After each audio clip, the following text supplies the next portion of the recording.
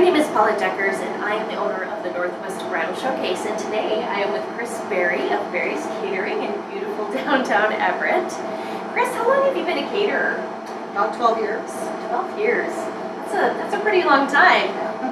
You started, you said, in Minnesota, but you've been in Everett for almost 10 years now.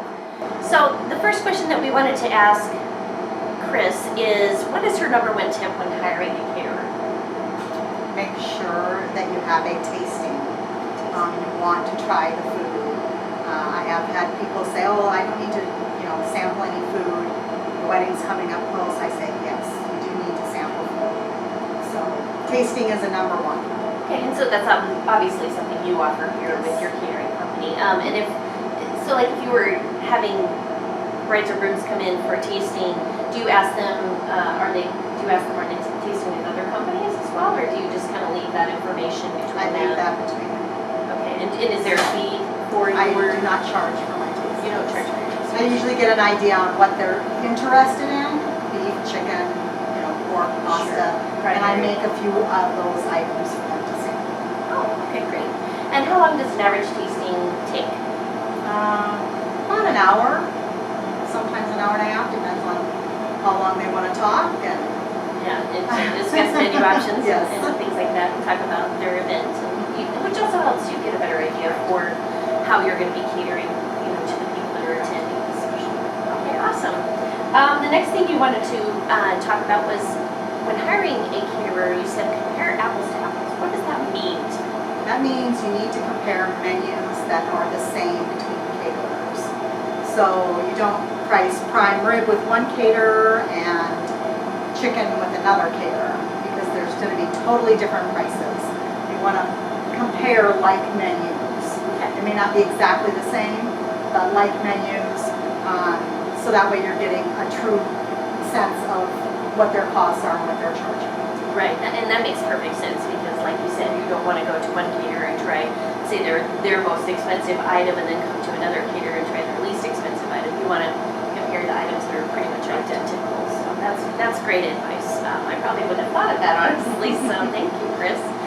The last thing you wanted to talk about was ask the caterer what services they provide while catering your special event, because not all caterers provide the same services. So what are those things that caterers do or do not provide? Do they decorate the buffet table? How long does your staff stay? Some caterers have a limit on how long that they're there. You want to know if your caterer is going to be there through the evening. What about the non-alcoholic beverages that they may provide? How long do they stay? Because you do want those up for your entire event, so people have something to drink, even as they're starting to clean up and wind down. Right. And as a caterer, do you, I know there's other companies out there that provide special bartending services, but as a caterer, you hold a liquor license, is that correct? So I do. We don't do a lot of bartending. I want to try to stick to the food. Right. Because there's a lot of great bartending companies out there. Right.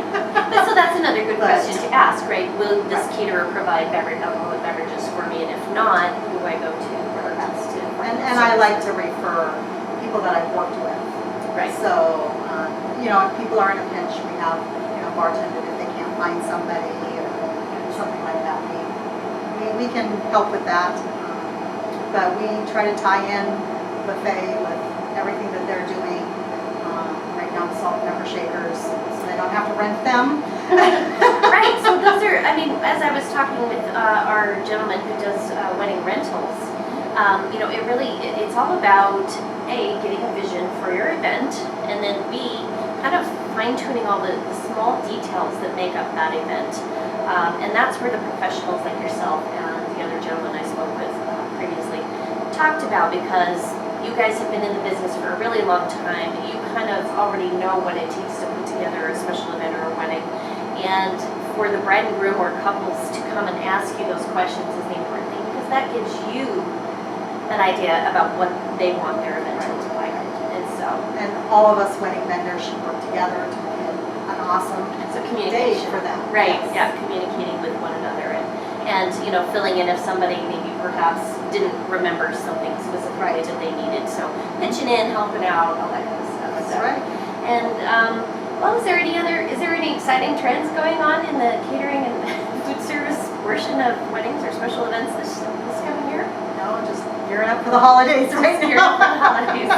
Yeah, it's a busy time of year for other events besides Yeah. weddings, Yeah. absolutely. And people, think outside the box. Yes. You don't have to have what people consider normal wedding food.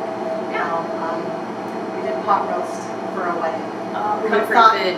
Pot roast, it's the comfort food that gets Yes. people. Yeah. So. Mashed potatoes and pot roast. Sounds really good to me. I'm ready to go home and just snuggle down with that right now.